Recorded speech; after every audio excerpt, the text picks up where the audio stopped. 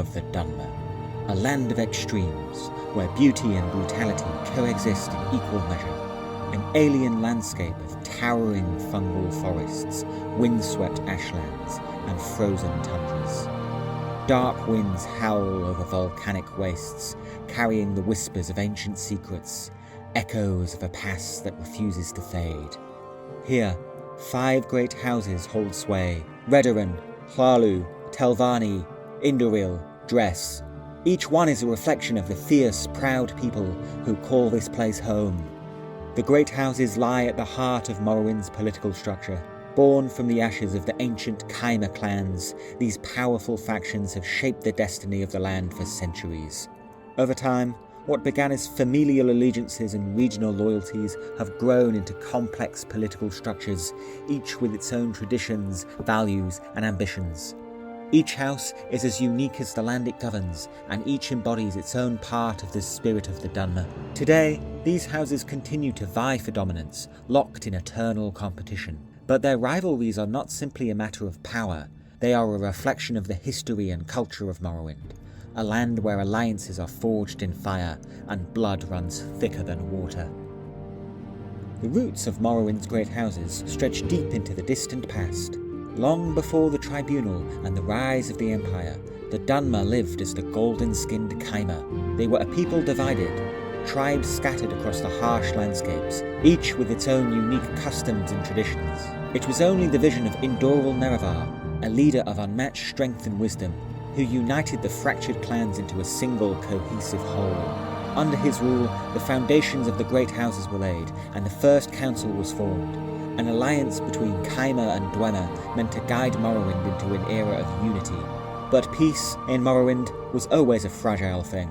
War soon came to the land, and the great houses battled against the Dunmer on the slopes of Red Mountain. The war raged on for almost 30 years, and for a time it seemed like there was no end in sight. But then, one moment changed everything. The Dunmer simply blinked out of existence, their vast halls falling silent forevermore.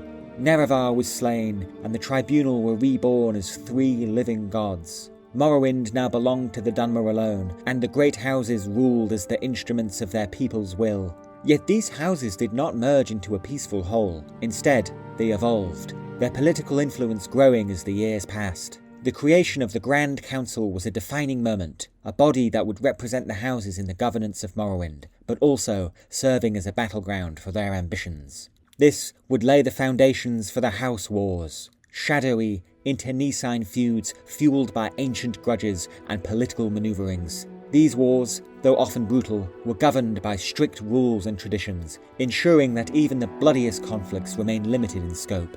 Within the great houses, loyalty is a bond stronger than blood. Once a Dunmer swears fealty to their house, that allegiance is absolute, for to leave one house for another is to forsake one's very identity. Even an outlander, one born outside the borders of Morrowind, can join a great house, though traditionally only as a retainer, a position that offers both opportunities and dangers. To join a house is to become part of something far greater than oneself, and one must hold that loyalty above all else, regardless of the cost. The power of the houses is rooted in this unwavering fealty, a bond that has shaped the political landscape of Morrowind for millennia.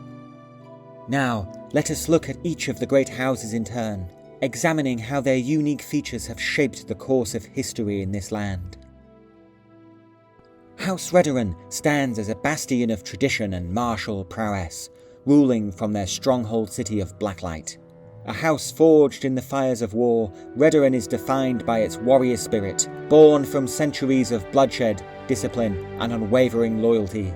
Their lands, in the northwest of the province, are rich with harsh beauty and rugged terrain, not only a refuge for the house, but a symbol of its resilience. Lying along the border with Skyrim, the Redoran have often been the first to take up arms to defend their homeland from invaders. Here, the Redoran way of life is shaped by the code of the warrior, where honour is the highest virtue, and fealty to the house comes before all else. The house's grand historian sums up their philosophy in the following terms: "Our housekin have held the virtues of duty, gravity, and piety most dear. A frivolous, soft life is not worth living.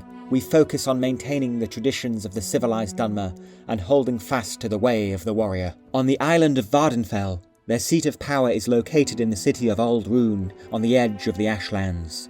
Old Rune's councillors reside in the hollowed shell of a colossal emperor crab, known as Scar. It is said that in times of extreme danger, this crab can be resurrected to fight in defence of its city. Rumours say that this ritual was invoked during the Oblivion Crisis, though this was not enough to stop Old Rune from being overrun by Daedric hordes. For House Redoran, tradition is sacred. Their warriors are no mere soldiers, but guardians of a way of life that has been passed down through the ages. Their relationships with the other houses are often strained, marred by the Redorans' sense of quiet, unyielding superiority. They view themselves as the moral backbone of the Dunmer, an unshakable pillar of honour amid the shifting sands of political intrigue. This sense of purpose extends to their relationship with the Tribunal Temple, where they hold a deep respect for its divine leadership, seeing it as another embodiment of order and discipline in a world often torn by chaos. After the cataclysmic events of the Oblivion Crisis, the Red Year, and the Argonian invasions, House Redoran emerged not only intact, but empowered. As the Grand Council struggled to maintain control of a shattered Morrowind, it was Redoran's unshakable leadership that helped steer the Council towards unity. They also presided over the Dunmer colony at Raven Rock on the Isle of Solstheim, which provided a safe haven for refugees fleeing the mainland. Today, Redoran continues to stand at the helm, guiding Morrowind through its darkest hour with the same strength and resolve that has defined them for centuries. Far to the east lie the lands of the Telvanni, a house defined by magic, isolationism, and boundless ambition. In the twisted, mushroom-strewn landscapes of their domain, House Telvanni's wizard lords weave intricate spells and schemes, as much focused on personal power as they are about controlling the forces of nature itself. Known for their eccentricity and isolation, the Telvanni do not answer to anyone but themselves. Their lands are strange and often dangerous, much like the wizards who claim them. To understand the Telvanni, one must understand the paradox at the heart of their very existence. A thirst for knowledge, tempered by a disdain for the politics of other houses, and a disregard for the outsiders who would seek to uncover their secrets. The culture of House Telvanni is one of ruthless meritocracy, where power is determined not by birth, but by the cunning of the individual. In this house, the strong rise, the clever thrive, and the weak are left to wither. Slavery is accepted, even embraced, a product of the philosophy in which might makes right. It is a system built on brutal self-sufficiency, where each wizard lord is a master of their own domain. Over the centuries, these wizards have developed their own unique architectural style. Their buildings are not built, but grown. Vast fungal spires reaching high into the sky. Politics are a game to the Telvanni, and the affairs of other houses little more than a farce. Outsiders are at best viewed as curiosities, and more often dismissed with disdain. Many of the most powerful magisters, such as Dres Fire, have little to do with the outside world, preferring to dedicate themselves to arcane pursuits. For the Telvanni, there is no higher goal than knowledge, and no greater power than the ability to exert one's will over others. Yet for all their eccentricity and arrogance, House Telvanni remains one of the most potent forces in Morrowind. They count among their members some of the most powerful mages to ever walk Tamriel, and in a land that reveres power above all else, they are truly a force to be reckoned with. House Hlaalu has long stood as a symbol of adaptability and opportunism, and its status has only risen with the arrival of the Empire. With its capital in the city of Narcissus, House Hlaalu's influence spans the fertile lands of western and central Morrowind. Though their early presence of Vvardenfell was minimal, by the late Third Era, House Hlaalu had blossomed into a powerful force, claiming strategic cities like Balmora and Suran. House Hlaalu's essence lies in its uncanny ability to navigate the complex world of politics and commerce, a blend of shrewd trade and cunning diplomacy. If there's one thing House Hlaalu understands, it's the power of reputation. While profit has always been a driving force, Hlaalu's true strength lies in its unparalleled skill at negotiation and making allies out of even the most unlikely partners, including the Empire itself. In a land where other houses often struggle with rigid traditions, Hlaalu sees value in flexibility, embracing change as a means of survival. Their influence was not built on force, but on words, deals, and the quiet manipulation of markets and minds. But for all their diplomatic acumen, House Hlaalu was not without its darker edges. While some of their councillors may have been fair and just, others were notorious for their underhanded tactics, bribes, blackmail, and treachery are all part of the house's political repertoire. Their retainers included skilled thieves, assassins and spies, their talents used to advance the house's often murky agenda. They also built close links with the Camanachd, Morrowind's largest crime syndicate, led by Orvas Dren. These connections ensure that those who cross the Hlaalu may find themselves with a knife in the back, both literally and metaphorically. But perhaps what most sets Hlaalu apart from their compatriots was their willingness to cooperate with the Empire and the other peoples of Tamriel. While many of the Dunmer houses harbour a deep suspicion and even disdain for outsiders, House Hlaalu, with its pragmatic approach, used its imperial connections to become the leading great house by the close of the Third Era. However, this strategy did not come without repercussions. Hlaalu's relationships with the other Dunmer houses were often fraught with tension, their reformist ambitions clashing with the more rigid orthodoxies of houses like Indoril and Redoran. When the Empire's influence over Morrowind waned in the Fourth Era, so too did House Hlaalu's political standing. Stripped of its title as a great house, it was replaced on the Grand Council by the upstart House Dres, a bitter end to a once celebrated legacy. In the Second Age, House Indoril once stood as the unchallenged titan of Dunmer society, revered as the historic House of Nerevar. Their control over the fertile lands surrounding Mournhold and their close association with the tribunal guards made them the most powerful and revered of all the great houses. To be born of House Indoril was to be born into the legacy of Nerevar himself, with all the responsibility, reverence and power that came with it. The Indoril were the protectors of Morrowind's traditions, the stewards of the tribunal temple and defenders of the faith. They embodied the very essence of the tribunal's rule, their loyalty to their gods unwavering, even as the world around them became more uncertain. However, the arrival of the Empire spelled the beginning of their decline. Upon hearing of the armistice, the treaty that made Morrowind a self-governing province of the Empire, many Indoril councillors killed themselves rather than live under foreign rule. Once the undisputed rulers of Morrowind, House Indoril found themselves overtaken by the pragmatism and adaptability of their rivals. Yet, they still retained their close links to the temple, and especially its zealous military order, the Ordinators. Late into the Third Era, they still serve as the temple's martial arm, and sometimes its brutal enforcers, stamping out dissidents wherever they can find them. After the return of the Nerevarine and the fall of the tribunal gods, Indoril's influence would wane even further.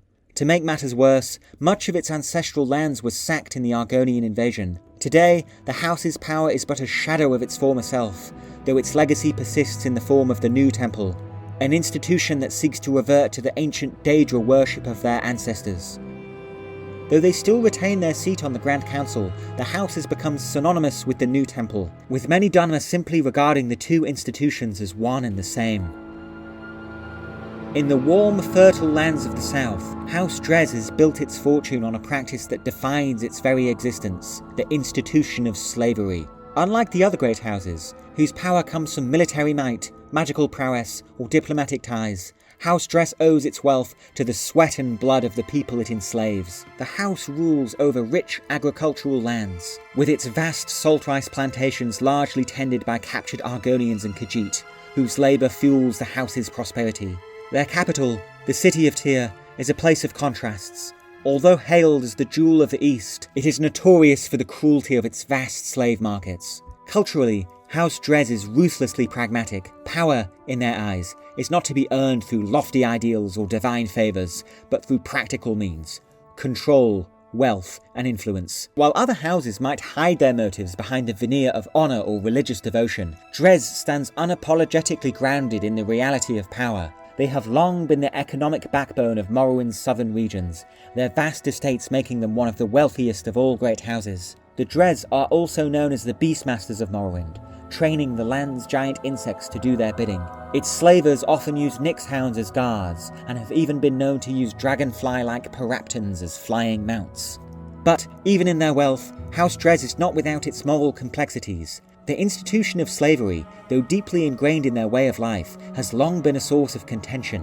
While most right-minded peoples of Tamriel would call these practices barbaric, their defenders justify them as a necessary evil in the pursuit of power. Yet, in the wake of the Argonian invasion, when their territories were overrun and their slaves broken free, the Dres way of life has been shattered. Despite the tremors of change, House Dres has clung on to its position on the Grand Council, though its influence has undoubtedly waned. In the end, it could be argued that this institution, which brought the Dres such riches in the past, helped to sow the seeds of their ultimate downfall. The political arena of Morrowind is shaped not only by alliances and treaties, but by the blood-soaked, honour-bound rivalry between the great houses. These brutal contests are known as the House Wars, unwritten conflicts that are as old as the houses themselves. Driven by ancient grudges, personal vendettas, and unyielding pride, the House Wars are a ruthless dance of power, where disputes might end in assassination or duels to the death. These are no mere squabbles, but carefully orchestrated struggles where honour is everything, and failure to uphold one's word can mean the end of a house's prestige. The House Wars are governed by long-standing traditions, rules as sacred as the laws of the land. A duel is a matter of pride, not politics. Assassination, while a brutal practice, is legal in the land of Morrowind, as long as it is carried out according to traditional methods. These conflicts, often fought in the shadows, are not just between individuals, but between entire factions, each one seeking to outlast and outmaneuver the others. The outcome of these wars isn't always clear-cut. Victories are won as much by subtlety and manipulation as by strength or bloodshed, and in the world of Morrowind, where every house is bound by its own code of honour, no one ever truly emerges unscathed. Yet despite the potential for chaos, there is order to be found in this madness. The Morrowind, the legendary guild of assassins, serve as both judge and executioner in the House Wars. It is said that no house war is complete without the intervention of the Tong, whose role is to resolve conflicts through the practice of state-sanctioned assassination. The Morrowind, with their strict adherence to tradition and their ancient ties to the great houses, serve as the enforcers of a kind of dark justice. This acts as a kind of safety valve, ensuring that the violence of the House Wars remains within strict boundaries and doesn't spill over into open civil war. And this tradition of assassination has deep roots in Dunmer culture and tradition. The Daedric Prince Mafala taught the early Dunmer to deceive their enemies and kill them in secret. These bloody traditions remain in place to this day, and the Morrowind still exist to ensure that these conflicts, however lethal, are carried out with a strict sense of order. These 5 houses have helped to define Morrowind for millennia.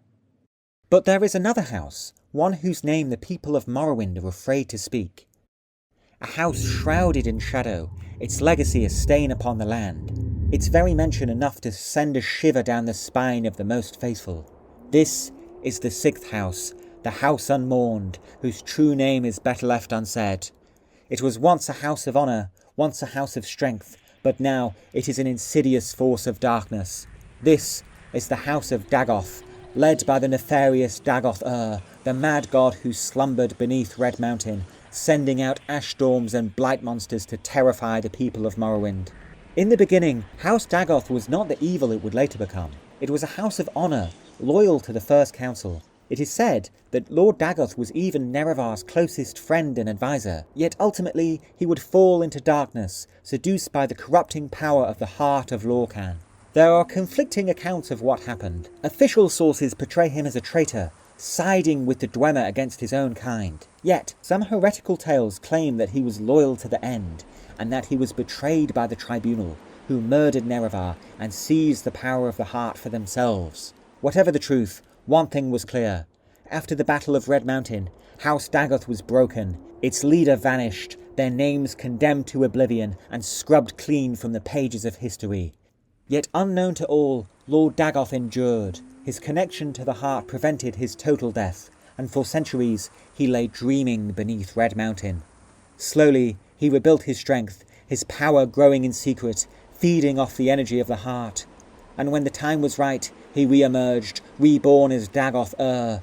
His plans were set into motion, a twisted vision to drive the Empire from Morrowind, to cast down the Tribunal, and to build a new god, a Kula Khan, whose power he would use to spread his darkness across Tamriel. From their citadels deep within Red Mountain, the 6th house poisoned Morrowinds with plagues of blight, haunting the dreams of the Dunmer people. They built secret bases across the land, filled with twisted creatures such as ash ghouls, ash zombies, and monstrous ascended sleepers. And for a time, it looked like their rise was unstoppable, Only the return of the Nerevarine, the greatest champion of Morrowind, brought an end to this madness.